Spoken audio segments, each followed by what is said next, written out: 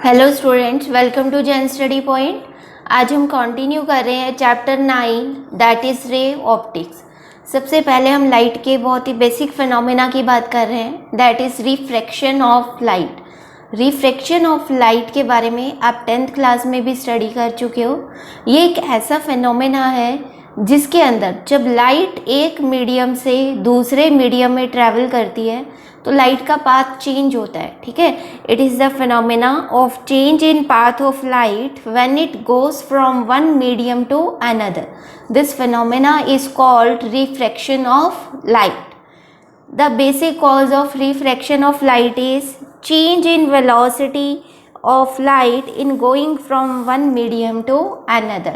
देखो, हमें पता है लाइट जब एक मीडियम से दूसरे मीडियम में ट्रैवल करती है तो लाइट की वेलोसिटी चेंज होती है। बेसिकली जो लाइट की वेलोसिटी है इसे मैक्सिमम कंसीडर किया जाता है इन केस ऑफ एयर और vacuum. In case of air और vacuum the velocity of light is considered approximately same, और हम कितनी कंसिडर करते हैं 3 × 10⁸ मीटर पर सेकेंड। अब लाइट जब एक मीडियम से दूसरे मीडियम में ट्रैवल करेगी तो उसकी वेलोसिटी में जो चेंज आएगा, जो वेलोसिटी अगर मीडियम एयर है, एयर से ग्लास में एंटर कर रही है, एयर से वाटर में एंटर कर रही है, तो यहाँ पे जो उसकी वेलोसिटी होगी वो डिक्रीज करेगी, और इस फिनोमेना को हम बोलते हैं रिफ्रैक्शन ऑफ लाइट। अब यहाँ पे हम दो मीडियम्स की बात करेंगे, rarer medium and denser medium. पहले इन दोनों को स्टडी कर लेते हैं। रेयरर मीडियम में पार्टिकल्स एक दूसरे से दूर दूर प्रेजेंट होते हैं। ठीक है, डेंसर मीडियम में पार्टिकल्स एक दूसरे के क्लोज प्रेजेंट होते हैं, लाइक दिस। अगर हम रेयरर मीडियम की बात करें तो रेयरर मीडियम में वेलोसिटी ऑफ लाइट ज़्यादा होती है। ठीक है, और डेंसर मीडियम में comparatively velocity of light decreases. अब यहाँ पे ऑप्टिकली रेयरर मीडियम और ऑप्टिकली डेंसर मीडियम, ये दोनों मास डेंसिटी से डिफरेंट है। देखो, इससे पहले आपने डेंसिटी पढ़ा हुआ है। डेंसिटी का फॉर्मूला क्या होता है? Density is mass per unit volume. Density क्या होता है? मास पर यूनिट वॉल्यूम। अब हम बात करें ऑप्टिकल डेंसिटी की, मतलब ऑप्टिकल रेयरर मीडियम और optical denser medium. Optical density इस मास डेंसिटी से डिफरेंट टर्म है। ठीक है, फॉर एग्जाम्पल हम बात करते हैं टर्पेंटिन ऑयल। ये एक ऐसा ऑयल है, टर्पेंटिन ऑयल, ये एक ऐसा ऑयल है जिसे हम मसल पेन्स में, ठीक है, नर्व पेन में और जॉइंट पेन्स में यूज़ करते हैं, हमारी बॉडी पे अप्लाई करते हैं, या फिर इसे विक्स में भी अप्लाई यूज़ किया जाता है फॉर स्मेल, इसकी स्मेल के लिए। अगर इस ऑयल की डेंसिटी, मास डेंसिटी की बात करें, ठीक है, the mass density of this oil, the mass density of this oil is less than the mass density of water. ठीक है, less than the mass density of water. But अगर optical density की यहाँ पे बात की जाए, optical density of this oil, optical density of this oil is greater than mass density of water, is greater than optical density of water। ठीक है, तो यहाँ पे हम देख सकते हैं कि ये दोनों टर्म्स डिफरेंट है। ऑप्टिकल डेंसिटी और मास डेंसिटी दोनों डिफरेंट टर्म्स हैं।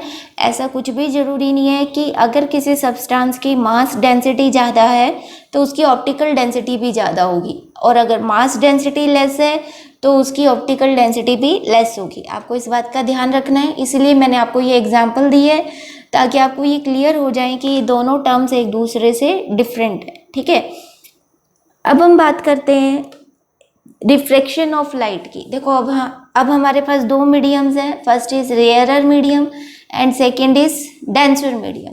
अगर लाइट ट्रैवल कर रही है फ्रॉम रेयरर टू डेंसर, अगर लाइट ट्रैवल कर रही है from rarer to denser medium, उस केस में देखो, मान लो ये हमारे पास क्या सेपरेशन है मीडियम की, यहाँ पे हम रेयरर मीडियम ले रहे हैं और यहाँ पे हम डेंसर मीडियम को कंसीडर कर रहे हैं।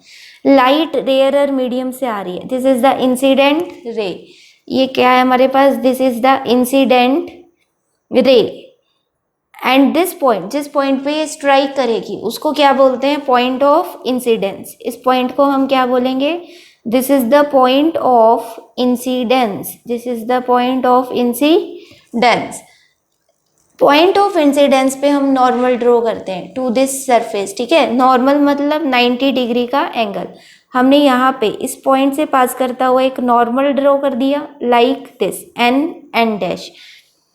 अब लाइट जब रेयरर से डेंसर मीडियम में एंटर करेगी, एक बात का हमेशा ध्यान रखना, जब light rarer to denser medium enter करेगी तो वो बेंड हो जाएगी, ठीक है। यहाँ पे हम लिख लेते हैं it bends towards the normal, ठीक है। किधर बेंड करेगी, टूवर्ड्स दी नॉर्मल। अब लाइट अगर बेंड नहीं करती, देखो इस पॉइंट पे अगर लाइट बेंड नहीं करती तो उसका एक्चुअल पाथ कैसा होता है, वो बिल्कुल ऐसे स्ट्रेट लाइन में बाहर निकल जाती। बट यहाँ पे रिफ्रैक्शन हो रहा है, मतलब लाइट बेंड कर रही है, तो इस तरह से हमें यहाँ पे रिफ्रैक्टेड रे ऑब्टेन होगी। देखो लाइट क्या कर रही है, लाइट का ये ओरिजिनल पाथ था, अगर वो बेंड नहीं करती, जब लाइट एक मीडियम से दूसरे मीडियम में ट्रांसफर कर रही है, अगर रिफ्रैक्शन नहीं होती, मतलब वो अपने पाथ को चेंज नहीं करती, तो ओरिजिनल पाथ हमारे पास ये वाला होता।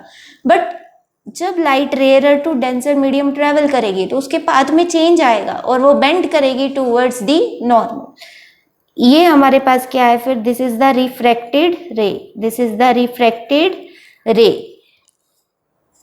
अब नॉर्मल के साथ इंसिडेंट रे, ये हमारे पास देखो इंसिडेंट रे है, ये नॉर्मल है। नॉर्मल के साथ इंसिडेंट रे जो एंगल बनाएगी उसको क्या बोलते हैं, angle of incidence, this is the angle of incidence. Normal के साथ, ये हमारा नॉर्मल है, देखो नॉर्मल के साथ रिफ्रैक्टेड रे जो एंगल बनाएगी उसको क्या बोलते हैं, एंगल ऑफ रिफ्रैक्शन आर। इसको हम रिप्रेजेंट करते हैं by r, angle of refraction r. Example ले लेते हैं इसकी, मान लो लाइट ट्रैवल कर रही है from air to water, light travel कर रही है फ्रॉम एयर टू वाटर, ठीक है। अब एयर यहाँ पे क्या है, एयर इज रेयरर मीडियम, यहाँ पे लेट कर लो एयर है, ठीक है। और यहाँ पे हमारे पास क्या प्रेजेंट है, वाटर प्रेजेंट है। तो लाइट कैसे ट्रैवल कर रही है, from rarer to denser, so it bends towards the normal, clear. Second is, अगर लाइट ट्रैवल कर रही है from denser to rarer, light travel कर रही है फ्रॉम डेंसर टू रेयरर, इस केस में देखो मान लो हमारे पास क्या है, यहाँ पे दो मीडियम्स की सेपरेशन है, यहाँ पे डेंसर मीडियम प्रेजेंट है और यहाँ पे हमारे पास रेयरर मीडियम प्रेजेंट है। This is the incident ray, ये हमारे पास क्या है, इंसिडेंट रे है, this is the point of incidence. Point of incidence पे हम एक नॉर्मल ड्रॉ करेंगे like this, N dash. Incident ray, देखो ये हमारे पास क्या है, this is the incident ray. Incident ray normal के साथ जो एंगल बना रही है उसको हम क्या बोलते हैं, एंगल ऑफ इंसिडेंस आई, इसको हम बोलते हैं एंगल ऑफ इंसिडेंस आई। अब light denser to rarer medium में ट्रैवल कर रही है, जब लाइट डेंसर टू रेयरर जाएगी तो बेंड करेगी अवे फ्रॉम द नॉर्मल। ध्यान रखना, रेयरर टू डेंसर है तो towards the normal, denser to rarer है तो बेंड करेगी अवे फ्रॉम दी नॉर्मल। यहाँ पे लिखते हैं हम, light bends away from normal, light bends away from normal. तो इस तरह से लाइट, देखो ये नॉर्मल है, लाइट हमारी क्या करेगी, बेंड कर जाएगी away from normal like this, this is the refracted ray, this is the refracted रे and this refracted ray makes an angle of refraction r with normal। बस एक बात का ध्यान रखना कि एंगल, चाहे वो एंगल ऑफ इंसिडेंस हो या फिर वो एंगल ऑफ रिफ्रैक्शन हो, दोनों हमेशा किसके साथ बनते हैं, नॉर्मल के साथ ही बनते हैं, ठीक है। अगर लाइट यहाँ पे इस पॉइंट पे बेंड नहीं होती, ठीक है, तो देखो उसका ओरिजिनल पाथ यहाँ पे कैसा होता, original path will be like this, इस तरह से बिल्कुल straight without any deviation medium में से बाहर आ जाती। बट लाइट यहाँ पे बेंड कर रही है, ठीक है, और लाइट किस मीडियम में ट्रैवल कर रही है, from denser to rarer, so it bends away from the normal. इसके आप एग्जांपल ले सकते हो, मान लो लाइट यहाँ पे डेंसर मीडियम है, यहाँ पे हमारे पास ग्लास है, ठीक है, ग्लास से एयर में जा रही है या वाटर से एयर में जा रही है, तो वो किसकी एग्जाम्पल होगी? That is from denser to rarer. यहाँ पे हम एक फैक्टर और कंक्लूड कर सकते हैं, अगर लाइट रेयरर टू डेंसर जा रही है, ठीक है, अगर लाइट रेयरर टू डेंसर जा रही है, तो आप देख सकते हो यहाँ पे एंगल ऑफ इंसिडेंस क्या होगा? It is it is greater than angle of refraction R. R यहाँ पे स्मॉल होगा क्योंकि लाइट बेंड कर गई towards the normal, so angle of incidence is greater than angle of refraction in this case. अगर light denser to rarer जा रही है, देखो ये हमारे पास कौन सा है? डेंसर टू रेयरर मीडियम है, तो इस केस में angle of refraction are must be greater than angle of incidence I, ठीक है, इस केस में angle of refraction are must be greater than angle of incidence I. Next is laws of refraction. First law of refraction is whenever light goes from one medium to another, जब light एक medium से दूसरे medium में जा रहे हैं, the frequency and phase of light do not change. देखो frequency किसकी प्रॉपर्टी है? It is the property of source, ये सोर्स पे डिपेंड करती है, ठीक है। लाइट अब कौन से मीडियम से जा रही है? रेयरर से जा रही है, डेंसर से जा रही है, फ्रीक्वेंसी इस बात पे डिपेंड नहीं करती, it is the property of source only, ठीक है। And phase of light do not change, जब मीडियम चेंज होगा तो फ्रीक्वेंसी और फेज ऑफ लाइट ये दोनों चेंज नहीं होंगे। However the velocity of light and wavelength of the light changes. The velocity and wavelength, these are the properties of medium. ये किसकी प्रॉपर्टी है? मीडियम की प्रॉपर्टी है। So we can say that जब लाइट मीडियम चेंज करेगी तो ये दोनों प्रॉपर्टीज भी चेंज हो जाएंगी, ठीक है। आपको ध्यान रखना है फ्रीक्वेंसी और फेज पे कोई भी इफेक्ट नहीं पड़ेगा, वेलोसिटी और वेवलेंथ दोनों वेरी करेंगे जब लाइट अपने मीडियम को चेंज करेगी।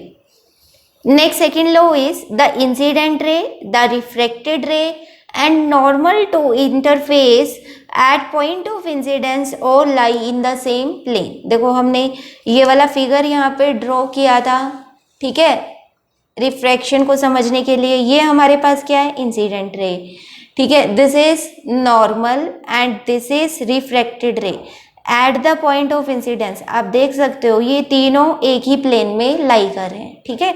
The incident ray, normal and refracted ray at the point of incidence और lie in same plane. Third law is Snell's law, बहुत इंपॉर्टेंट लॉ है ये, एग्जाम में अलग से 1 मार्क क्वेश्चन में भी पूछ लिया जाता है। डिफाइन स्नेल्स लॉ या what do you mean by Snell's law. Snell's law क्या है? The ratio of sine of angle of incidence to the sign of angle of refraction is constant and that constant is called refractive index mu। अब यहाँ से एक बहुत important property refractive index mu को हम study करेंगे, ठीक है। इसकी मैथमेटिकल देखो फॉर्मूला फॉर्म में इक्वेशन क्या बनेगी स्नेल्स लॉ की? Sine of angle of incidence upon sine of angle of refraction R is constant, और ये कांस्टेंट हमारे पास क्या है? म्यू। म्यू क्या है? This is the refractive index, this is the refractive index. Consider कर लो हमारे पास क्या है, यहाँ पे इंसिडेंट रे ऑफ लाइट है, लाइट मीडियम कर रही है from one medium to another medium. Let this is rarer medium and this is denser medium. Light rarer to denser जा रही है, at the point of incidence हम normal draw करेंगे, ठीक है। जब light rarer to denser medium जाएगी it bends towards the normal like this. यहाँ पे हमारे पास क्या बनेगा? एंगल ऑफ इंसिडेंस आई, और यहाँ पे हमारे पास बनेगा एंगल ऑफ रिफ्रैक्शन आर। अब यहाँ पे एक बात आप कंसिडर करो, ये हमारे पास क्या है? Point of incidence. Rarer medium के रिफ्रैक्टिव इंडेक्स को हम μ1 से रिप्रेजेंट कर रहे हैं, ठीक है, और डेंसर मीडियम के रिफ्रैक्टिव इंडेक्स को हम μ2 से रिप्रेजेंट कर रहे हैं। दिस पॉइंट पे, ओ पॉइंट पे हम स्नेल्स लॉ को कैसे अप्लाई कर सकते हैं? देखो लिखेंगे यहाँ पे applying Snell's law at point O. क्या इक्वेशन बनेगी? Sine of angle of incidence, ठीक है। ये क्या होगा, यहाँ पे साइन आई होगा और यहाँ पे रिफ्रैक्टिव इंडेक्स कितना गिवन है हमें, μ1। क्या बन जाएगा ये, μ1 sine I is equal to, यहाँ पे रिफ्रैक्टिव इंडेक्स हमें कितना गिवन है, μ2, और एंगल इस मीडियम में कितना गिवन है, r। तो ये क्या बन जाएगा, साइन r। आपको इस बात का ध्यान रखना है। देखो लाइट अगर इस तरह से ट्रैवल कर रही होती, मान लो हमें एक मीडियम ऐसे गिवन है, ये हमारे पास इंसिडेंट रे है, यहाँ पे हमने एक नॉर्मल ड्रॉ कर लिया, लाइट इस तरह से ट्रैवल कर रही है, ठीक है। नॉर्मल, ये हमारा क्या है, normal, N dash, this is incident ray, this is incident ray and this is refracted ray, this is refracted ray. Incident ray normal के साथ कितना एंगल बना रही है, angle I. Refracted ray normal के साथ कितना एंगल बना रही है, एंगल आर। इस केस में देखो हमारी स्नेल्स लॉ की इक्वेशन क्या बनेगी, लाइट अब इस मीडियम से आ रही है, ठीक है। लेट कर लो इस मीडियम का रिफ्रैक्टिव इंडेक्स हमें गिवन है μ2 और यहाँ पे रिफ्रैक्टिव इंडेक्स हमें गिवन है μ1। तो इक्वेशन हमारी क्या बनेगी, μ2, जहाँ से लाइट आ रही है वहाँ से आप स्टार्ट करोगे, ठीक है, जहाँ पे आपको इंसिडेंट रे गिवन होगी। तो ये क्या बन जाएगा, μ2 sine I, μ2 sine I is equal to, यहाँ पे रिफ्रैक्टिव इंडेक्स कितना है, μ1, एंगल कितना है इस मीडियम में, r, it becomes μ1 sine r। This is the Snell's law equation in this case. इस तरह से आपको ध्यान रखना है। हम फर्दर जब और डेरिवेशंस करेंगे तब इस इक्वेशन को दोबारा से, स्नेल्स लॉ को वहाँ पे दोबारा से स्टडी करेंगे, एज वेल एज आप देखोगे कि न्यूमेरिकल्स में भी हम स्नेल्स लॉ को इसी मेथड से बार बार अप्लाई करेंगे। अब कंसीडर कर लो, ये वाली इक्वेशन हम कंसीडर कर रहे हैं, ठीक है। यहाँ पे sine I by sine R, the ratio of sine of angle of incidence to the sine of angle of refraction R किसके इक्वल होगी, sine I by sine R is equal to μ1 by μ2, it is equal to μ1 by μ2। इसको हम ऐसे represent करते हैं, देखो इसको हम ऐसे लिखते हैं, μ1 ऊपर क्या μ1 है ना, इसको एज इट इज लिख लिया μ1 विद रिस्पेक्ट टू 2। तो यहाँ पे हमारा क्या आ जाएगा, 2 आ जाएगा, ठीक है। यहाँ पे sine I by sine R क्या होगा, साइन आर क्या होगा, 2μ1। 2μ1 क्या रिप्रेजेंट कर रहा है, refractive index of medium 1, refractive index of medium 1 with respect to medium 2, with respect to medium 2। Clear. अगर यहाँ पे हमारे पास ऐसे गिवन होता 1μ2, 1μ2 की वैल्यू क्या होती, इट इज μ2 बाय μ1, ठीक है। 1μ2 का मतलब क्या है, μ2 by μ1। It means refractive index of medium 2, refractive index of medium 2 with respect to medium 1। यहाँ पे मीडियम हमारा क्या होगा, विद रिस्पेक्ट टू मीडियम 1। आपको इस बात का ध्यान रखना है, ठीक है। 2μ1 हम कंसीडर कर रहे हैं या फिर 1μ2। रिफ्रैक्टिव इंडेक्स म्यू को हम कहाँ पे यूज़ करते हैं, ठीक है। Refractive index is use to compare optical density, to compare optical density of two mediums. For example हम यहाँ पे 2 मीडियम ले रहे हैं, one is rarer and second is denser. अगर रिफ्रैक्टिव इंडेक्स की वैल्यू ज़्यादा है, अगर हमारा रिफ्रैक्टिव इंडेक्स ज़्यादा है, इसका मतलब क्या होगा, वो मीडियम क्या है, ऑप्टिकली डेंसर है, ठीक है। That medium is optically denser. जिसका रिफ्रैक्टिव इंडेक्स जितना ज़्यादा होगा वो मीडियम उतना ही ज़्यादा डेंसर होगा। रिफ्रैक्टिव इंडेक्स जिस मीडियम का जितना लेस होगा वो मीडियम उतना डेंसर लेस होगा, वो उतना ही ज़्यादा ऑप्टिकली रेयरर होगा। इस बात का आप हमेशा ध्यान रखना, ठीक है। अगर रिफ्रैक्टिव इंडेक्स ज़्यादा है मतलब वो ऑप्टिकली डेंसर है, रिफ्रैक्टिव इंडेक्स लेस है तो वो मीडियम हमारा ऑप्टिकली रेयरर मीडियम है।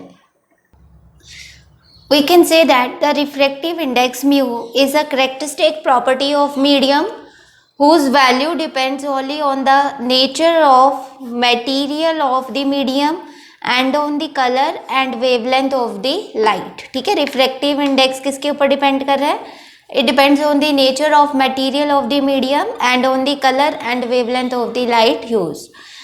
It is defined as the ratio of speed of light in air और vacuum to the speed of light in medium. देखो speed of light in air और vacuum हम c से represent करते हैं, which is equal to 3 into 10⁸ metre per second. It is the ratio of speed of light in air और vacuum to the speed of light in medium. Speed of light in medium को हम v से represent करते हैं, ठीक है। v यहाँ पे क्या है, it is the speed of light in medium, it is the speed of light in any medium, this is mu. अब मान लो हमें रिफ्रैक्टिव इंडेक्स गिवन है, अगर हम ग्लास की बात करें, ठीक है, ग्लास के लिए हमें रिफ्रैक्टिव इंडेक्स गिवन है म्यू जी। वाटर के लिए रिफ्रैक्टिव इंडेक्स हमें गिवन है म्यू डब्ल्यू। इन दोनों की कोई ना कोई पर्टिकुलर वैल्यू होगी, ठीक है। अगर ग्लास की बात करें तो ग्लास का रिफ्रैक्टिव इंडेक्स 1.5 होता है। Refractive index of water is 1.33। अब इन दोनों का अगर कंपैरिजन करें, the refractive index of glass is greater then refractive index of water. That means, इसका मतलब क्या है, glass is more denser, glass is more optical denser then water. Glass की ऑप्टिकल डेंसिटी वाटर की डेंसिटी से, water की optical density से ज़्यादा है। Glass is more optically denser then water, clear. अब यहाँ पे हम बात कर रहे हैं absolute refractive index, absolute refractive index and relative refractive index, and relative refractive index. देखो एब्सोल्यूट रिफ्रैक्टिव इंडेक्स का मतलब क्या है, यहाँ पे हम किसी भी मटेरियल का रिफ्रैक्टिव इंडेक्स फाइंड कर रहे हैं विद रिस्पेक्ट टू एयर, ठीक है। जैसे फॉर एग्जांपल यहाँ पे म्यू जी, म्यू ग्लास है, इसका मतलब क्या है, it is refractive index of glass with respect to air, with respect to air. Mu water का जो रिफ्रैक्टिव इंडेक्स है म्यू डब्ल्यू, इसका मतलब क्या है, this is refractive index of water with respect to air, with respect to air. These are the absolute refractive index. इसका formula देखो हमें पता है क्या है, म्यू जी किसके इक्वल होगा, it is equal to speed of light in air upon speed of light in glass, ठीक है। अब speed of light in glass हमें यहाँ पे फाइंड करना है, तो ये क्या बन जाएगा, v g is equal to c by mu जी।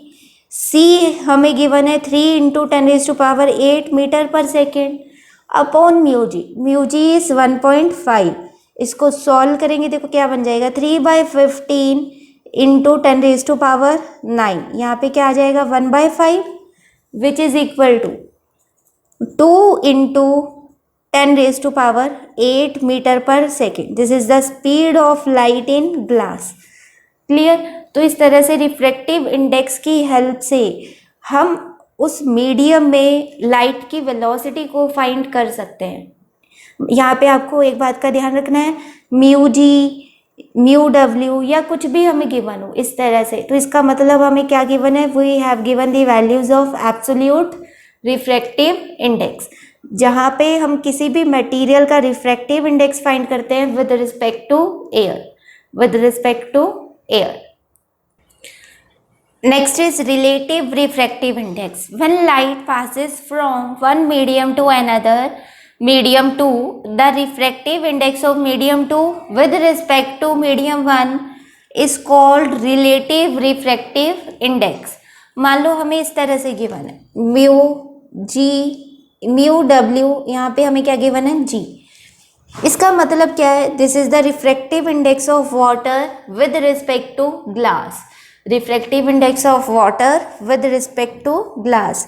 तो इसका फॉर्मूला क्या बनेगा, it is refractive index of water upon refractive index of glass, which means it is equal to mu water. Mu water का मतलब क्या है, यहाँ पे water refractive index of water है विद रिस्पेक्ट टू एयर, ठीक है। हम इसको ऐसे भी लिख सकते हैं, और यहाँ पे म्यू जी को हम कैसे लिख सकते हैं, this is the refractive index of glass with respect to air. ये क्या बन जाएगा हमारे पास, देखो mu W by mu a upon mu g by mu a. Mu a से म्यू ए कैंसिल हो जाएगा, तो हमारे पास क्या आएगा, जी म्यू डब्ल्यू किसके इक्वल आएगा, it is equal to mu W by mu G. I think अब आप सबको बहुत अच्छे से क्लियर होगा कि एब्सोल्यूट रिफ्रैक्टिव इंडेक्स और रिलेटिव रिफ्रैक्टिव इंडेक्स में क्या डिफरेंस है। एब्सोल्यूट रिफ्रैक्टिव इंडेक्स में हम कंपैरिजन करते हैं विद एयर, जिसको हम यूजली रिप्रेजेंट नहीं करते, ठीक है, हम सिंपली ऐसे लिख देते हैं म्यू डब्ल्यू म्यू जी। यहाँ पे हम एयर के साथ कंपैरिजन कर रहे हैं, बट हम एयर को रिप्रेजेंट नहीं करते। रिलेटिव रिफ्रैक्टिव इंडेक्स में हम किसी भी दो मीडियम्स के रिफ्रैक्टिव इंडेक्स का कंपैरिजन करते हैं। फॉर एग्जांपल यहाँ पे हम वाटर और ग्लास का कर रहे हैं, तो यहाँ पे हम दोनों को रिप्रेजेंट करेंगे, ठीक है। यहाँ से हम रिफ्रैक्टिव इंडेक्स का एक और फॉर्मूला डिराइव कर सकते हैं। देखो जी म्यू डब्ल्यू हमारे पास किसके इक्वल है, it is refractive index of water upon refractive index of glass. Refractive index of water किसके इक्वल होगा, it is the speed of light in air upon speed of light in water upon mu G किसके equal होगा, speed of light in air upon speed of light in glass. C से C यहाँ पे cancel हो जाएगा, G mu W which is equal to mu W by mu G becomes equal to V G by V W. इसका मतलब क्या है, यहाँ पे refractive index mu is inversely proportional to velocity. Refractive index mu is inversely proportional to velocity. जिस medium का refractive index ज़्यादा होगा उस मीडियम में लाइट की वेलोसिटी लेस होगी, ठीक है। तो यहाँ से एक बहुत इंपॉर्टेंट रिजल्ट हम कंक्लूड कर रहे हैं, in optical denser medium speed of light is less in comparison to optically rarer medium, ठीक है। अगर हमारे पास कोई ऑप्टिकली डेंसर मीडियम है तो उसमें स्पीड ऑफ लाइट लेस होगी in comparison to the optically rarer medium. इन सब बातों को आप अच्छे से नोट पॉइंट्स बना के नोट कर लो, ठीक है। ये सब बातें आपके बहुत ज़्यादा काम आने वाली हैं आगे जाकर। नेक्स्ट यहाँ से देखो रिफ्रैक्टिव इंडेक्स का एक और फॉर्मूला हमारे पास डिराइव हो रहा है, दैट इज मान लो हमें ये गिवन है 1 mu two, that is refractive index of second medium with respect to refractive index of first medium. ये किसके इक्वल है, it is the speed of light in medium 1, it is the ratio of speed of light in medium 1 to the speed of light in medium 1 to the speed of light in medium 2, speed of light in medium 2। Clear, ये formula भी आपको याद रखना है, ठीक है। Refractive index को find करने के अब दो फॉर्मूलाज हमारे पास बनते हैं। First is it is the ratio of speed of light in air to the speed of light in medium. Second is speed of light in medium 1 to the speed of light in medium 2। ये कब है, जब हमें refractive index of second medium find करना है with respect to 1। अगर ये given होता हमें refractive index of medium 1 with respect to medium 2, तो इस केस में आपका फॉर्मूला बनता mu 1 by mu 2 is equal to, यहाँ पे क्या आता है, speed of light in medium 2 by speed of light in medium 1। Clear. हमें डायमंड का रिफ्रैक्टिव इंडेक्स गिवन है 2.42, ठीक है। डायमंड का रिफ्रैक्टिव इंडेक्स कितना होता है, 2.42। अगर हम बात करें what is the refractive index of glass, the refractive index of glass is 1.5।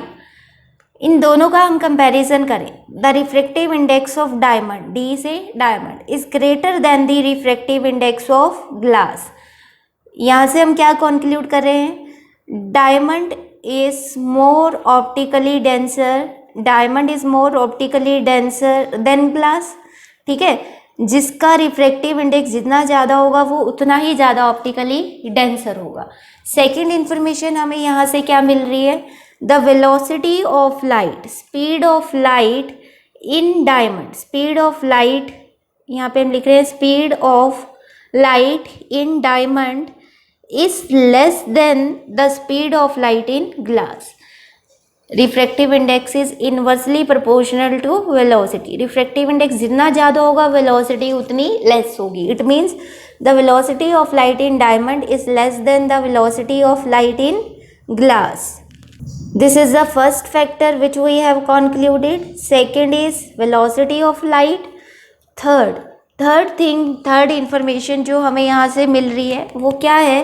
देखो, डायमंड का रिफ्रैक्टिव इंडेक्स ज़्यादा है, इसका मतलब the bending of light in diamond, bending of light in diamond is more than the bending of light in glass, more than the bending of light in glass. Clear? जिसका refractive index जितना ज़्यादा होगा उसमें bending of light भी उतनी ज़्यादा होगी. इन this case the bending of light is in diamond is more than the bending of light in glass. Next fourth information जो हमें यहाँ से मिल रही है, देखो रिफ्रैक्टिव इंडेक्स का फॉर्मूला क्या होता है. रिफ्रैक्टिव इंडेक्स का फॉर्मूला होता है velocity of light in air upon velocity of light in medium. अब हम यहाँ पे डायमंड की बात कर रहे हैं, ठीक है. ये क्या बन जाएगा, refractive index of diamond is equal to velocity of light in air upon velocity of light in diamond. यहाँ से देखो रिफ्रैक्टिव इंडेक्स ऑफ डायमंड हमें पता है it is 2.42 which is equal to 3 into 10⁸, या फिर इसको सी ही रहने दो, अपॉन वी. यहाँ से velocity of light in diamond क्या होगी, इट इज सी बाय 2.42. इस इक्वेशन से हमें क्या इन्फॉर्मेशन मिल रही है, देखो यहाँ से हमें इन्फॉर्मेशन मिल रही है कि लाइट जब डायमंड में एंटर करेगी तो उसकी स्पीड एयर के कंपैरेटिवली लेस हो जाएगी. ठीक है, जब लाइट डायमंड में एंटर करेगी तो उसकी स्पीड लाइट के कंपैरेटिवली लेस हो जाएगी. और कितने फैक्टर से लेस होगी, इट डिक्रीजेस बाय 2.42 टाइम्स. ठीक है, इतने फैक्टर से ये क्या करेगी, डिक्रीज हो जाएगी. These are the most important points related to the refractive index. Now what is the refractive index of air. Refractive index of air क्या होगा, देखो रिफ्रैक्टिव इंडेक्स ऑफ एयर क्या होगा, it is the speed of light in air upon speed of light in air. ठीक है, यही लिखेंगे ना. म्यू ए किसके इक्वल होगा, it is the speed of light in air C upon speed of light in air. ये क्या आ जाएगा, 3 into 10⁸ upon 3 into 10⁸, which becomes equal to 1. ठीक है, so the refractive index of air is 1, its value is 1. Refractive index का formula हमारे पास क्या है, it is the speed of light in air upon speed of light in medium. Now the speed of light in air is always greater than its speed in any medium. हम किसी भी medium की बात कर लें, air के comparatively उस medium में लाइट की स्पीड लेस होगी. ठीक है, that means C is greater than V, which means mu is always greater than 1. It can never be less than 1. Refractive index की वैल्यू कभी भी 1 से लेस नहीं हो सकती. It is simply a number. ये सिंपली एक नंबर है जो हमें इंफॉर्मेशन प्रोवाइड कर रहा है about the optical density of any medium. ठीक है, कोई भी मीडियम किसी दूसरे मीडियम से या फिर एयर के कंपैरिजन में कितना डेंसर है, इसकी इंफॉर्मेशन हमें कौन प्रोवाइड करता है, it is provided by the refractive index. अब एक पॉइंट और यहाँ पे बनता है, रिफ्रैक्टिव इंडेक्स. देखो यहाँ पे हम लिख सकते हैं the angle of refraction. The angle of refraction is inversely proportional to the bending of light. Is inversely proportional to the bending of light. मतलब अगर बेंडिंग ऑफ लाइट लेस है तो एंगल ऑफ रिफ्रैक्शन वहाँ पे greater होगा. Bending of light greater है, that means angle of refraction उस case में लेस होगा. Angle of refraction is inversely proportional to the bending of light. Now what is the relation between wavelength, frequency and velocity v. ये relation हमने बहुत बार discuss किया हुआ है. Frequency किसकी इक्वल होती है, it is velocity bye wavelength. अब बहुत बच्चे इस फार्मूले में कंफ्यूज रहते होंगे कि फार्मूला कैसे लिख दिया जाता है हर बार. देखो क्या होता है, डिस्टेंस का फार्मूला हमारे पास क्या होता है, distance is speed into time. Distance का फार्मूला क्या होता है, स्पीड इनटू टाइम. डिस्टेंस को हम वेवलेंथ लैम्डा से, देखो मीटर होते हैं इसके ऐसे यूनिट्स, लैम्डा से लिख रहे हैं। स्पीड को हम v से, और time in terms of frequency क्या रिलेशन होता है, इट इज़ 1/μ। ठीक है, यहाँ से इस रिलेशन से हम कह सकते हैं म्यू किसके इक्वल होता है, v/λ। आपको ये रिलेशन हमेशा ध्यान रखना है, इससे पहले भी ये हम बहुत बार अप्लाई कर चुके हैं, दोबारा से अप्लाई कर रहे हैं। ठीक है, अब यहाँ से आप देख सकते हो, देखो वेलोसिटी का फॉर्मूला क्या बन जाएगा, velocity is equal to wavelength into frequency. अब लाइट जब एक मीडियम से दूसरे मीडियम में ट्रैवल कर रही है, ठीक है, कंसिडर करो लाइट ट्रैवल कर रही है from medium 1 to medium 2, from medium 1 to medium 2। जब लाइट एक मीडियम से दूसरे मीडियम में ट्रैवल करेगी तो उसकी वेवलेंथ और वेलोसिटी दोनों वेरी करेंगे, दोनों चेंज होगी। फ्रीक्वेंसी पे कोई भी इफेक्ट नहीं पड़ेगा, because frequency is the property of source only, ये हमने डिस्कस किया था। ठीक है, इन मीडियम 1 देखो क्या बनेगा, v1 is equal to λ1 into mu. In medium 2 equation क्या बनेगी, v2 is equal to λ2 into mu. दोनों को हम क्या कर रहे हैं, यहाँ पे डिवाइड कर देते हैं। ठीक है, दोनों को हम यहाँ पे डिवाइड कर देते हैं, तो हमारे पास क्या आएगा, v1/v2 इज इक्वल टू λ1/λ2।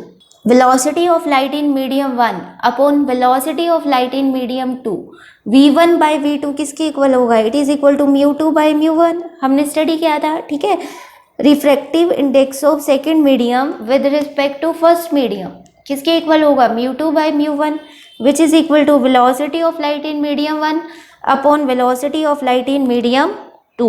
ठीक है, which is further equal to λ1/λ2. It means refractive index mu is inversely proportional to velocity. जिस मीडियम का रिफ्रैक्टिव इंडेक्स जितना ज़्यादा होगा उस मीडियम में लाइट की वेलोसिटी उतनी ही लेस होगी। अब यहाँ पे कुछ केसेस डिस्कस कर लेते हैं। ठीक है, फर्स्ट केस क्या है, when μ1 is not equal to μ2, when μ1 is not equal to μ2। इस केस में देखो, मान लो ये हमारे पास क्या है, दो मीडियम्स यहाँ पे गिवन है, this is the medium of refractive index μ1, this is the medium of refractive index μ2। ये हमारे पास नॉर्मल है, हम लाइट को इंसिडेंट करवा रहे हैं अलोंग दी नॉर्मल। हम क्या कर रहे हैं, लाइट को इंसिडेंट करवा रहे हैं यहाँ पे अलोंग दी नॉर्मल। इस केस में कोई भी डेविएशन नहीं होगा, लाइट अपने पास से डेविएट नहीं करेगी। एंगल ऑफ इंसिडेंस इस केस में 0 होगा, as well as angle of refraction भी इस केस में 0 ही होगा। ठीक है, लाइट विल नॉट डेविएट, यहाँ पे लाइट की बिल्कुल भी डेविएशन नहीं होगी। ठीक है, light will not deviate and it will travel in straight line. ठीक है, ये कौन सा पाथ फॉलो करेगी, it will follow straight line path. Case second, when μ1 is equal to μ2, जब दोनों मीडियम्स का रिफ्रैक्टिव इंडेक्स सेम है। ठीक है, लेट कर लो हम दोनों मीडियम का रिफ्रैक्टिव इंडेक्स क्या ले रहे हैं, μ1। इस केस में ये हमारे पास इंसिडेंट रे है, ये भी बिना किसी डेविएशन के स्ट्रेट लाइन में ट्रेवल करेगी। ठीक है, जब दोनों मीडियम्स का रिफ्रैक्टिव इंडेक्स सेम है उस केस में भी कोई भी डेविएशन नहीं होगी और लाइट स्ट्रेट लाइन पाथ को ही फॉलो करेगी। So students, this is all about the refractive index. And में हम सारे जो हमने रिजल्ट्स यहाँ पे स्टडी किए हैं उन्हें कंक्लूड कर लेते हैं। मान लो हमारे पास क्या है, यहाँ पे लाइट इस तरह से ट्रैवल कर रही है from one medium to another medium like this, and at the point of incidence we draw the normal. This is the angle of incidence I and this is the angle of refraction R. In this case the velocity of light is v1 in this medium, the velocity of light is v1, its wavelength is λ1 and its frequency is f, या फिर आप इसको mu भी ले सकते हो। ठीक है, in second medium the velocity of light is v2, its wavelength is λ2 and its frequency is f. So we can say that the refractive index of, this is first medium, this is second medium, of second medium with respect to first medium, it is equal to μ2 by μ1, which is equal to v1 by v2 and which is further equal to, यहाँ पे हमारे पास क्या है देखो, refractive index is inversely proportional to wavelength also. यहाँ पे μ2 है और यहाँ पे λ2 है, तो यहाँ पे हमारे पास क्या आएगा, λ1 बाय λ2। ये हमारे पास बहुत इंपॉर्टेंट रिजल्ट आ रहा है, ठीक है। Next is principle of reversibility. Principle of reversibility क्या है, व्हेन द रे traces its entire path on placing a mirror normally to the final ray after any number of reflections or refractions is called principle of reversibility. For example, consider करो हम यहाँ पे दो mediums consider करें। This is the medium 1 of refractive index μ1, this is the medium 2 of refractive index μ2। यहाँ पे हम एक इंसिडेंट रे ऑफ लाइट को ले रहे हैं, ठीक है। अब लाइट मीडियम को चेंज कर रही है, let μ2 is greater than μ1, it is traveling from rarer to denser medium, so it will bend towards the normal। ये ray of light bend करेगी towards the normal like this। let this is the angle of incidence I and this is angle of refraction R। इस case में देखो, इस point को हम name O दे रहे हैं, इसको A दे रहे हैं और इस पॉइंट को हम नेम दे रहे हैं B। लेट करो यहाँ पे रे के नॉर्मली हमने एक मिरर को प्लेस कर दिया, ठीक है। रे के नॉर्मली हमने यहाँ पे एक मिरर को प्लेस कर दिया एट पॉइंट बी। जब ये रे नॉर्मली इस मिरर के ऊपर फॉल करेगी तो वो अपने ओरिजिनल पाथ को रिट्रेस करेगी इस तरह से, ठीक है। इस प्रिंसिपल को क्या बोलते हैं, this is the principle of reversibility. The रे retraces its entire path on placing a mirror normally to final ray after any number of reflections or refractions। This is called principle of reversibility। देखो अब क्या है, जब हमारा path है OAB, यहाँ पे अगर हम स्नेल्स लॉ अप्लाई करें, ठीक है, यहाँ पे लिख रहे हैं applying Snell's law along the path। कौन सा पाथ है, OAB, along the path OAB। इस पाथ के along जब हम स्नेल्स लॉ को अप्लाई करते हैं क्या बनेगा, देखो यहाँ पे फर्स्ट लाइट इस मीडियम से आ रही है, लाइट जिस मीडियम से आ रही है वहाँ से स्टार्ट करेंगे, ठीक है।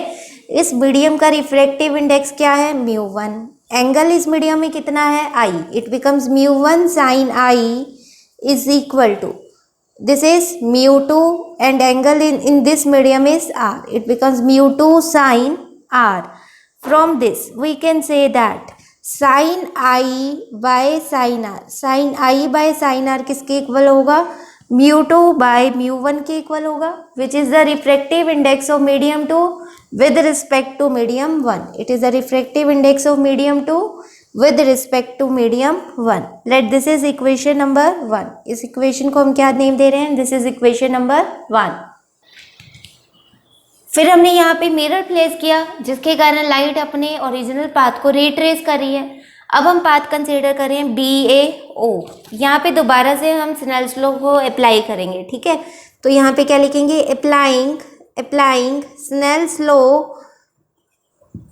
along the path BAO, along the path BAO।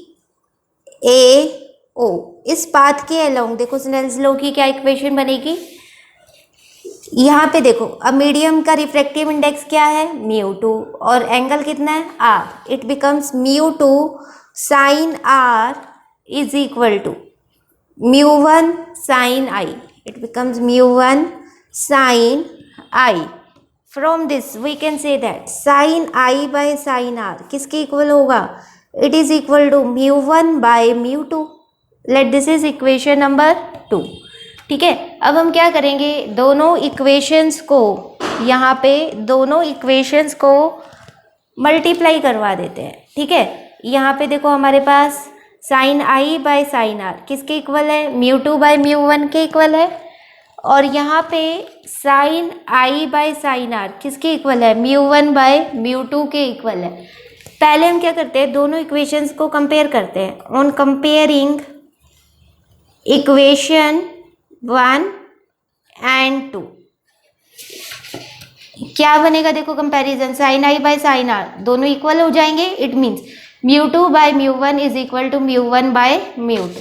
It becomes mu2 by mu1 is equal to mu1 by mu2, which means इसका मतलब क्या है, mu2 by mu1 किसके इक्वल है, refractive index of medium 2 with respect to medium 1. Now applying Snell's law along the path BAO. अब BA के along हम Snell's law को अप्लाई करेंगे. देखो क्या इक्वेशन बनेगी, mu2 sin r, ठीक है, mu2 sin r is equal to mu1 sin i. यहाँ पे क्या आएगा, mu1 sin i. यहाँ से sin r by sin i को फाइंड कर सकते हैं. देखो sin r by sin i किसके इक्वल होगा, mu1 बाय mu2 के इक्वल होगा, which is the refractive index of medium 1 with respect to medium 2. Let this is equation number 2. अब हम क्या करेंगे, दोनों इक्वेशंस को मल्टीप्लाई करवा देंगे.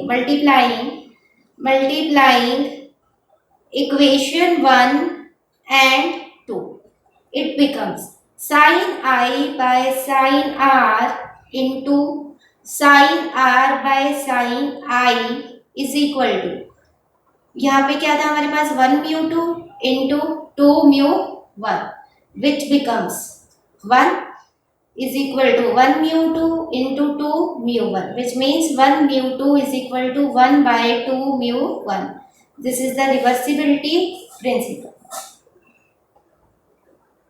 देखो यहाँ से एक बहुत इंपॉर्टेंट रिजल्ट को हम डराइव कर सकते हैं. फॉर एग्जाम्पल हमें गिवन है refractive index of glass with respect to air. Its value is 3 by 2. Then what is the value of refractive index of air with respect to glass? It is 2 by 3. 1 by 3 by 2 कर देंगे तो ये क्या आ जाएगा, 2 by 3. कोई और example भी हम यहाँ पे कंसिडर कर सकते हैं. For example the refractive index of water with respect to air is 4 by 3. So we can say that the refractive index of air with respect to water is 3 by 4. Clear? Reversibility principal use करके बहुत easily हम इस तरह के questions को solve कर सकते हैं. Next is refraction through a glass slab, rectangular glass slab. अब हम क्या करें, यहाँ पे एक रेक्टेंगुलर ग्लास स्लैब को कंसीडर कर रहे हैं like this. This is PQRS. अब हम क्या करेंगे, यहाँ पे एक रे ऑफ लाइट को इंसिडेंट करवाएंगे like this. This is the point of incidence. Point of incidence पे हम एक नॉर्मल ड्रॉ करेंगे, ठीक है. This is the normal N dash. Let air is present here, यहाँ पे एयर है. This is glass and this is air.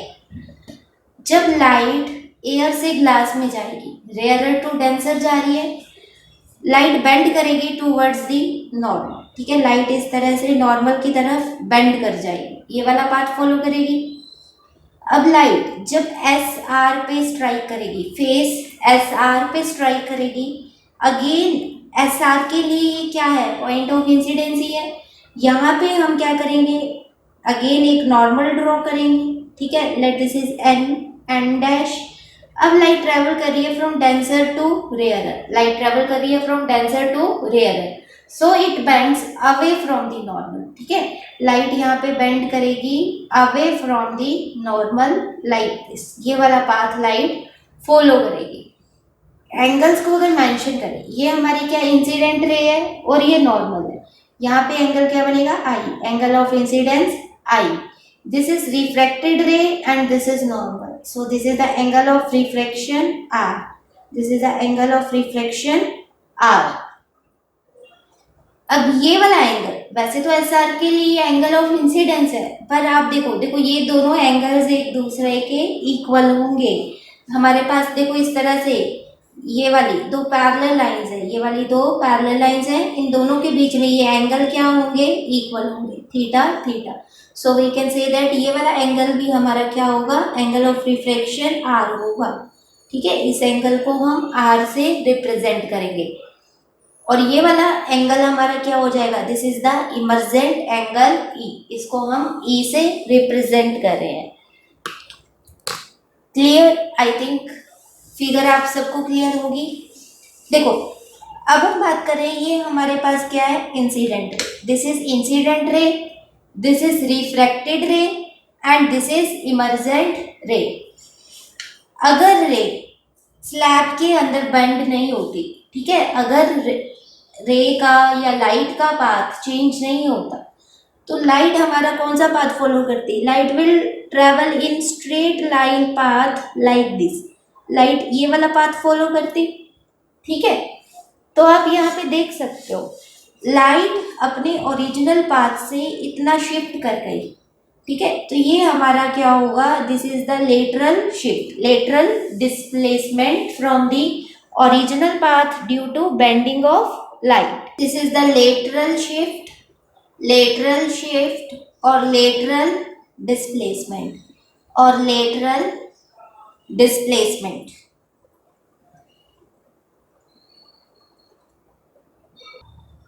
Let this is point A and this is point B. Now we apply Snell's law at point A and B. पहले हम apply कर रहे हैं Snell's law at point A. Applying Snell's law at point A. At point A, it becomes, यहाँ पे air present है, इसका refractive index हम क्या ले रहे हैं, μ1। ग्लास का रिफ्रैक्टिव इंडेक्स हम क्या ले रहे हैं, एयर का म्यू ए ले लेते हैं, इजी हो जाएगा समझना, ठीक है। ग्लास का रिफ्रैक्टिव इंडेक्स हम म्यू जी ले लेते हैं। ये क्या बन जाएगा, म्यू ए साइन आई। देखो एयर में कितना एंगल बन रहा है, I. Mu A sine I is equal to mu ji.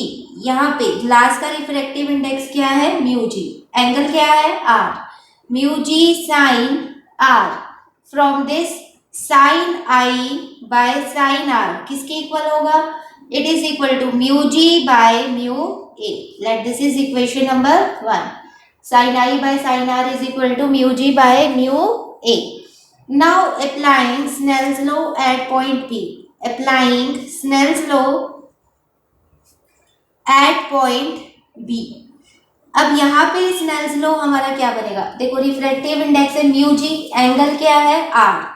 mu g sin r is equal to air का refractive index mu A, angle कितना बन रहा है, एंगल ऑफ इमर्जेंस ई।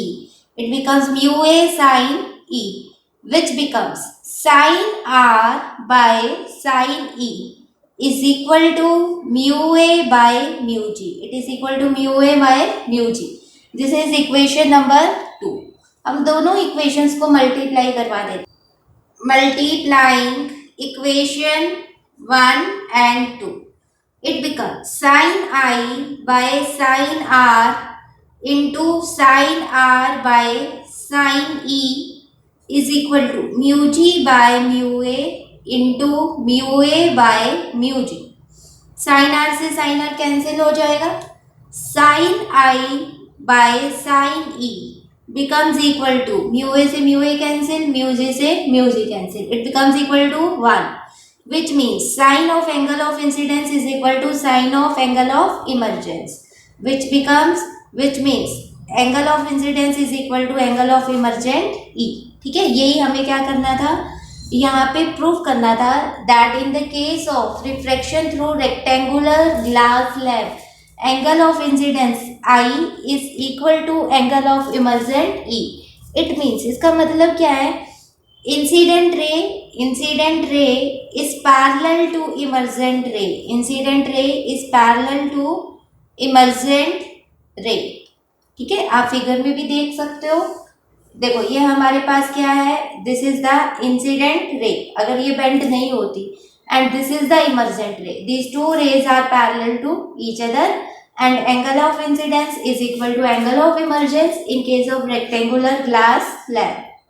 इसका मतलब क्या है कि जब लाइट रेक्टेंगुलर ग्लास स्लैब में से पास करेगी तो वो अपने ओरिजिनल पाथ के पैरेलल डिस्प्लेस हो जाएगी, जिसको हम क्या बोलते हैं, लेटरल शिफ्ट और लेटरल डिस्प्लेसमेंट। अब हम फाइंड करेंगे कि हम लेटरल शिफ्ट को और लेटरल डिस्प्लेसमेंट को कैसे कैलकुलेट कर सकते हैं। Next is expression for lateral displacement. देखो लेटरल डिस्प्लेसमेंट को फाइंड करने के लिए हम हमारी ये वाली फिगर को यहाँ पे यूज़ करेंगे। ठीक है। अब ये हमारे पास इंसिडेंट रे है, ठीक है। इस इंसिडेंट रे के ऊपर हम बी पॉइंट से एक नॉर्मल ड्रॉ कर रहे हैं लाइक दिस। इस नॉर्मल को हम नेम दे देते हैं बी ए डैश, ठीक है। यहाँ पे हम लिख लेते हैं draw a perpendicular, draw a perpendicular B A dash which is perpendicular to extended incident ray, which is perpendicular to extended incident ray, ठीक है। आप यहाँ पे परपेंडिकुलर लिख लेना, पूरा परपेंडिकुलर, ठीक है। उसके बाद देखो हमने यहाँ पे बी ए डैश कर दिया। अब हम यहाँ पे एक ट्राइंगल ले सकते हैं ए बी ए डैश। ये वाला एंगल हमारा क्या होगा, देखो ये वाला एन डैश ए बी, ये एंगल आर है, ठीक है। और ये वाला एंगल हमारा क्या होगा, दिस इज डेल्टा। डेल्टा यहाँ पे क्या रिप्रेजेंट कर रहा है, शिफ्ट। इंसिडेंट रे अपने ओरिजिनल पाथ से कितना शिफ्ट हो गई, कितना बेंड कर गई टूवर्ड्स दी नॉर्मल। तो इसको हम कैसे रिप्रेजेंट करेंगे, डेल्टा यहाँ क्या है, it is the angle of deviation, it is the angle of deviation. यहाँ पे हम मेंशन कर देते हैं डेल्टा क्या है, it is the angle of deviation. कितने एंगल से रे क्या करी है, अपने ओरिजिनल पाथ से डेविएट करी है, उसको हम डेल्टा लिख रहे हैं, एंगल ऑफ डेविएशन।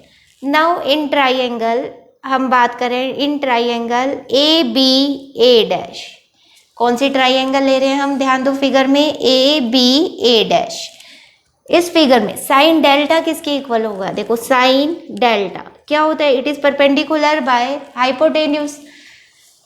परपेंडिकुलर क्या होगा, एंगल के सामने हमेशा परपेंडिकुलर होता है। वैसे भी हम बोल रहे हैं कि हमने एक नॉर्मल ड्रॉ किया है, B A dash perpendicular draw किया है, एंगल के सामने हमेशा परपेंडिकुलर होता है। तो परपेंडिकुलर हमारा क्या होगा, B A dash upon hypotenuse. Hypotenuse हमारा यहाँ पे क्या होगा, ए बी, ठीक है। हाइपोटेन्यूज यहाँ पे क्या होगा, ए बी। अब यहाँ से बी ए डैश क्या आ जाएगा, B A dash becomes equal to A B sine delta, it becomes equal to A B sine delta. Let this is equation number 1। अब हम क्या करें, फिगर में थोड़ी सी और मैनिपुलेशन करते हैं। जो हमारा ये नॉर्मल है एन डैश, इसको हम एक्सटेंड कर देते हैं, ठीक है।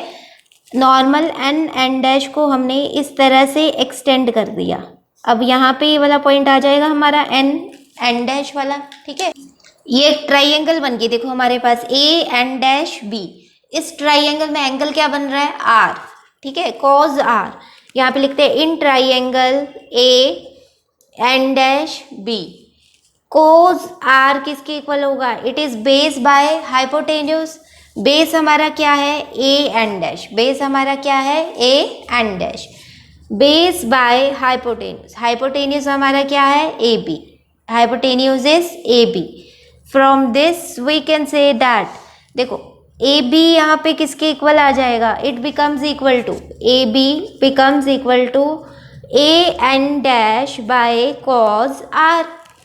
अब ए एन डैश क्या किसके इक्वल है, देखो ए एन डैश किसके इक्वल है, it is the thickness of rectangular glass slab. Let कर लो, thickness of rectangular glass slab क्या है, टी। ए एन डैश को हम क्या लिखेंगे, it is T. A B becomes equal to T by cos R, A B becomes equal to T by cos R. This is equation number 2। अब हम equation number 1 में equation 2 की value को put कर देंगे, दैट इज ए बी की value को यहाँ पे पुट कर देंगे। Putting value of A B, putting value of A B in equation 1, in equation 1, B A dash becomes equal to T by cos R into sine delta. B A dash किसके equal आ जाएगा, T by cos R into sine delta. अब delta हमारे पास किसके equal होगा, delta के लिए अगेन हम सेम फिगर को कंसीडर करेंगे। देखो इसको यहाँ पे इस ए पॉइंट को दोबारा से यहाँ पे मैं बना रही हूँ, ठीक है, ताकि आपको बहुत अच्छे से क्लियर हो सके।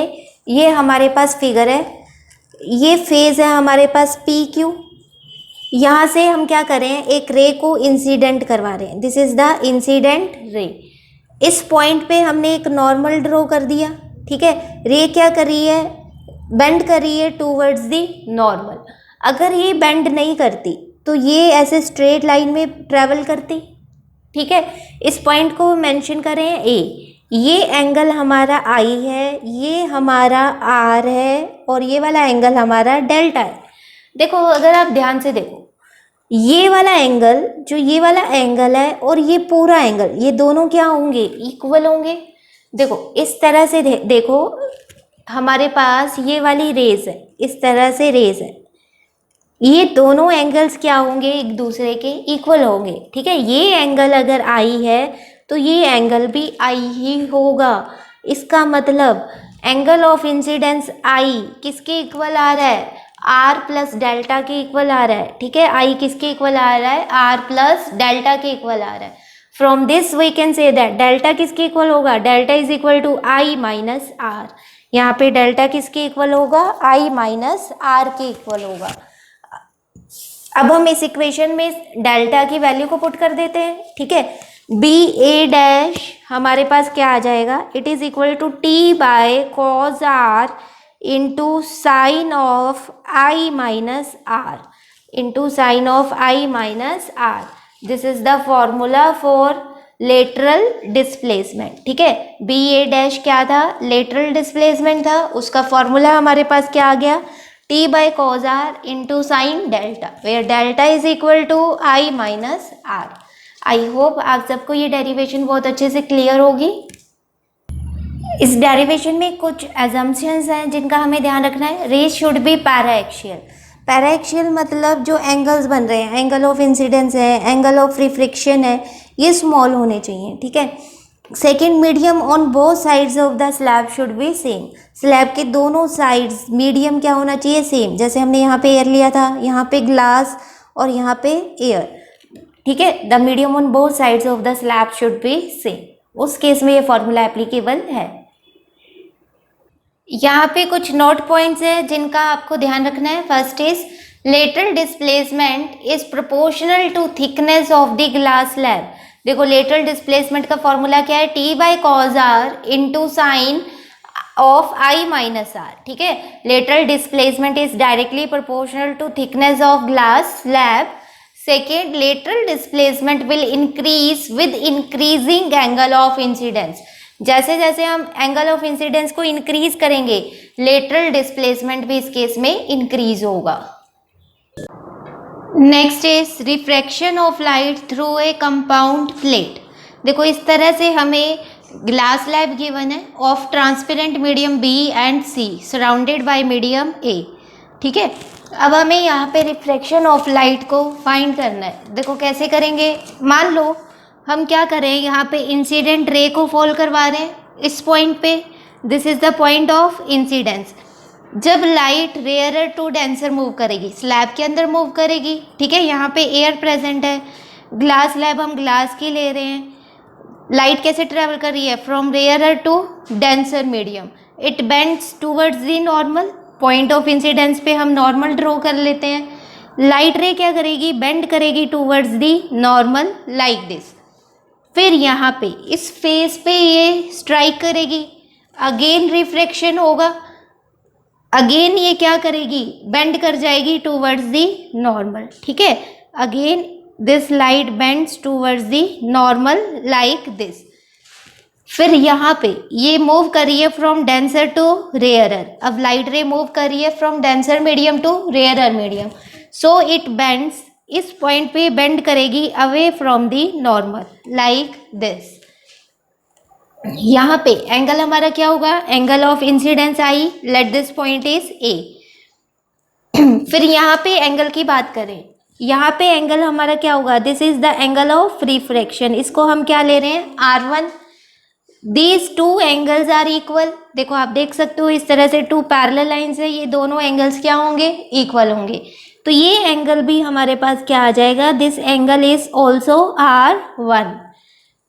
फिर यहाँ पे देखो इस एंगल की बात करें, यहाँ पे दोबारा से रिफ्रैक्शन हो रहा है, let this angle is R2, इस एंगल को हम क्या कंसिडर कर रहे हैं, R2। तो ये एंगल भी हमारा क्या होगा, this is also R2 and this is emergent angle. We know that emergent angle is equal to the incident angle in case of rectangular glass slab. तो यहाँ पे emergent angle किसके इक्वल होगा, I, that is angle of incidence। इस point को हम name दे रहे हैं B and this point is C। Now we apply Snell's law at point A। ठीक है, A पॉइंट पे हम Snell's law को अप्लाई करेंगे। देखो क्या इक्वेशन बनेगी, यहाँ पे लिखते हैं, हम पहले लिख लेते हैं। ये हमारी फिगर है, ठीक है, कंपाउंड प्लेट की। यहाँ पे हम इसको सॉल्व करते हैं, लिखेंगे applying Snell's law at point A. यहाँ पे रिफ्रैक्टिव इंडेक्स कितना है, म्यू ए, एंगल कितना बन रहा है, I, it becomes mu A sine I is equal to, यहाँ पे refractive index mu B, angle कितना है, R1, it becomes mu B sine R1। ठीक है, from this sine I by sine R1 किसके इक्वल होगा, it is equal to mu B by mu A. इसको हम ऐसे लिख सकते हैं, sine I by sine R1 is equal to refractive index of B with respect to A. Mu B by mu A क्या बन जाएगा, refractive index of B with respect to A. Now we apply Snell's law at point B. यहाँ पे लिखेंगे applying Snell's law at point B. क्या बनेगा ये, देखो यहाँ पे रिफ्रैक्टिव इंडेक्स है म्यू बी, एंगल है R1, it becomes mu B sine R1 which is equal to mu C sine R2। देखो बी पॉइंट पे देखना है आपको, एंगल क्या बन रहा है, R2, और यहाँ पे रिफ्रैक्टिव इंडेक्स कौन सा है, mu C, it becomes mu C sine R2। From this we can say that sine R1 by sine R2 is equal to mu C by mu B, which means it is the refractive index of C with respect to B, like this.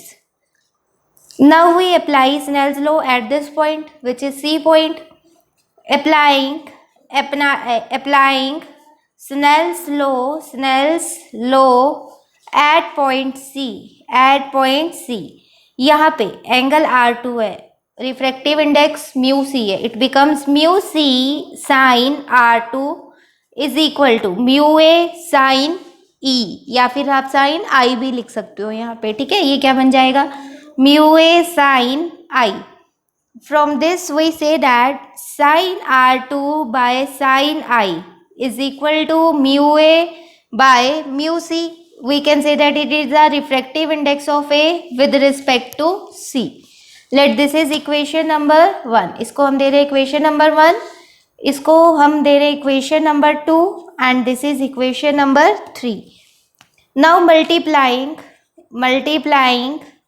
equation 1, 2 and 3, तीनों equations को हम multiply कर देंगे। ठीक है, क्या बनेगा, sine I by sine R1 into sine R1 by sine R2 into sine R2 by sine i which is equal to, यहाँ पे क्या आएगा हमारे पास, A mu B into B mu C into C mu A.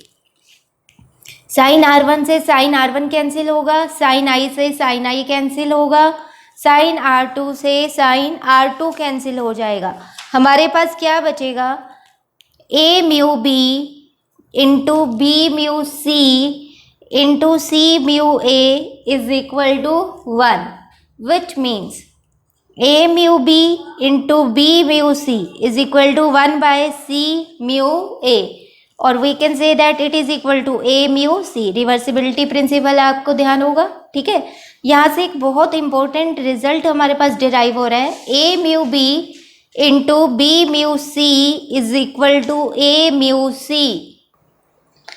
Clear? This is all about the refraction of light through a compound plate.